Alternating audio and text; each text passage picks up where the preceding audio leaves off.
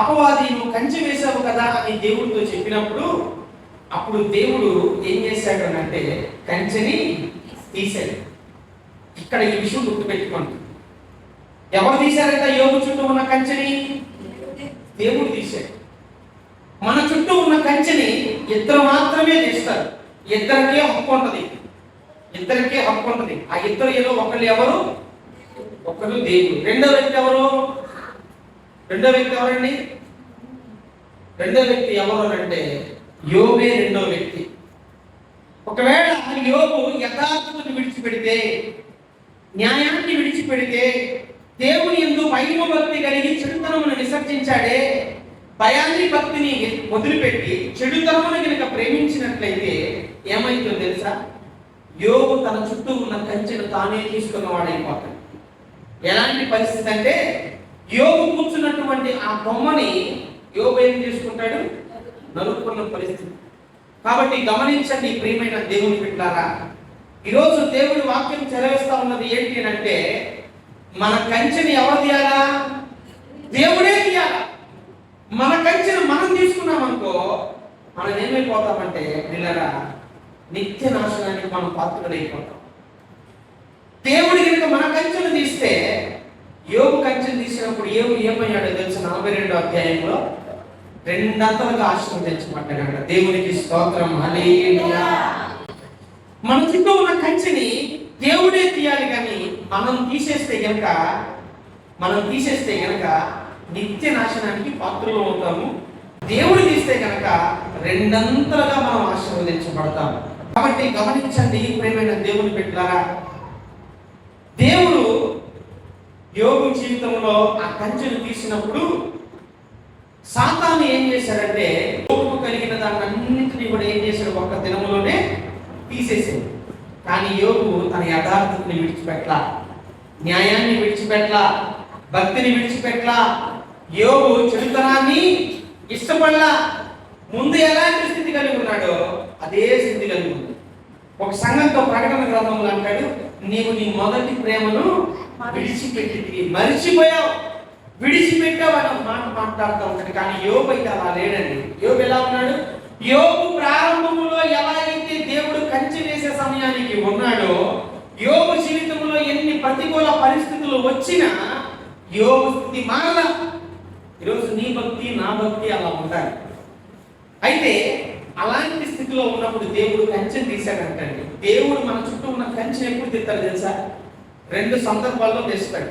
2 సందర్భాలు.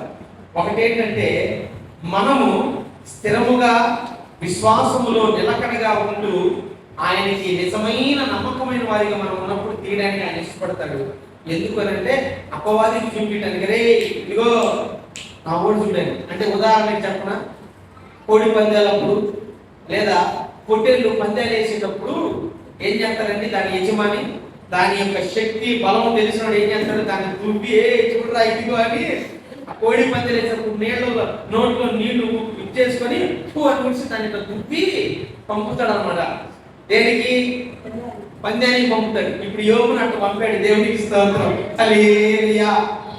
నీ జీవితంలో నా జీవితంలో మనము బలవంతులుగా మనం ఉన్నాం, అర్థమైందా? అప్పుడే దేవుడు ఏం చేస్తాడంటే మనల్ని యుద్ధానికి పంపుతాడండి. యోబు అలా ఉన్నాడు, అర్థమైందా? సాతాను ఏమైపోయాడు? ఓడిపోయాడు యోబు జీవితంలో. అందుకని రెండంతల ఆశీర్వాదాన్ని దేవుడు యోబుకి ఇచ్చినాడు. అది ఒక సందర్భం అయితే కంచె తీయడానికి. మరొక సందర్భం ఏంటి అంటే ప్రియులారా, మరొక సందర్భం ఏంటంటే మనము ఏ విశ్వాసం అయితే కలిగి ఉన్నామో, ఏ యథార్థత అయితే కలిగి ఉన్నామో, ఏ భక్తి అయితే కలిగి ఉన్నామో దానిని మనం విడిచిపెట్టినప్పుడు అప్పుడు కూడా దేవుడు తీసేస్తాడు. అర్థమైంది? దేవుడు మనలో కంచె తీసే సందర్భాలు రెండే. ఒకటేమో మనం బలంగా ఉంటామే దేవుని యందు మనం ఉన్నప్పుడు, మన కంచె తీయడానికి దేవుడు ఇష్టపడతాడు. ఎందుకంటే మరి లోకానికి చాటి చెప్పాలి, అపవాదికి గుణపాఠం నేర్పించాలి. ఇదిగో నా సేవకుడని తెలియపరచుకొని దేవుడు కూడా ఏం చెప్పాలంట? తొడ సంచుకోవాలంటే దేవుడు కూడా అప్పుడు యోగ పక్షం ఏం చేసి మనం కూడా అట్లా తువ్వి పంపిస్తారండి. అదొక సందర్భం. రెండో సందర్భం ఏంటంటే ఇది ఎందుకు అంటే భక్తిహీనత కలిగి ఉన్నాం. బుద్ధిహీనత కలిగి ఉన్నప్పుడు, కృతజ్ఞత హీనులైనప్పుడు, ఇంకా నాయకులకి లోబడినటువంటి స్థితిలో ఉన్నప్పుడు. రెండు సందర్భాలు అంట దేవుడు కంచె తీసేది.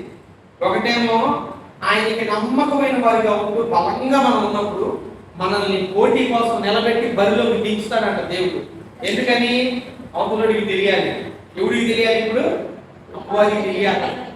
అదే నేను ఎందుకు కంచెకి వేసానో తెలుసా?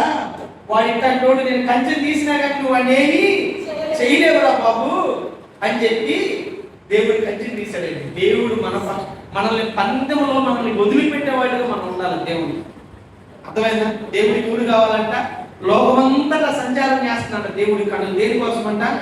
యథార్థవంతులు ఎవరైనా ఉన్నారా అని. అర్థమైందా? ఈరోజు యోబు అలా ఉన్నాడు కాబట్టి దువ్వాడంట. ఏది కోడి పుంజుకు దువ్వినట్టు, ఆ మేకపోతుకు దువ్వినట్టు దువ్వి దేవుడు ఏం చేసా, ఇల్లు యోబు పో అని చెప్పి వాడిని విడరారా కూడా తీసుకుందాం రా అని చెప్పి సవాలు విసరాలండి మన విషయంలో దేవుడు.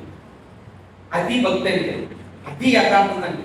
కష్టం రాగానే అలాగా కొన్ని బొమ్మలు ఉంటాయి. అంటే ఈ షాపింగ్ మాల్స్ ఎదురు గాలి కొట్టిన బొమ్మలు కొన్ని ఎగురుతూ ఉంటాయి. అవునా? మన దగ్గర కూడా కలిసి శాంతా క్లాక్ బొమ్మ పెట్టాం. క్రిస్మస్ తాత బొమ్మ, గాలి కొట్టే బొమ్మ. గాలి తీగానే అది ఎట్టబడిద్దండి.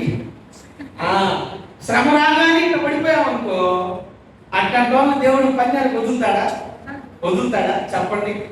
ఈరోజు నీ జీవితంలో ఏదైనా కష్టం వచ్చిందంటే దేవుడు నిన్ను పందానికి వదిలాడు. దేవుడికి స్తోత్రం. హల్లెలూయా. నమ్మాడు దేవుడిని. అర్థమైందా? అవతల ఎవడున్నాడు? అపవాది ఉన్నాడు. వాడికి సవాలు ఇచ్చినాడు. ఏమని? ఇదిగో నా కుమార్తె, నా కుమారుడు, నా సేవకుడు, నా సేవకురాలు అని చెప్పి అట్టున్నాడండి దేవుడు. అంతేగాని దేవుడు చిన్న చిన్న వాటికి ఏదైనా వచ్చినప్పుడు చాలా మంది అలా గాలి తీసినప్పుడు ఆ బొమ్మల్లా ఇక్కడ వాలిపోతూ ఉంటారు. అట్లా వాలిపోయే వాళ్ళ జీవితంలో దేవుడు సవాల్ చేయడు అపవాదితో. ఎందుకు వచ్చిన గొడవలు నా బరువు తెస్తాడు మన ఫీలింగ్ దేవుడు. అవునా? అందుకని మన కష్టాలు చాలా మంది కష్టాలు సజావుగా సాగుతూ ఉంటారు. అట్టి వాళ్ళని చూసి కష్టాలు వచ్చే వాళ్ళు ఏమనుకుంటారు తెలుసా?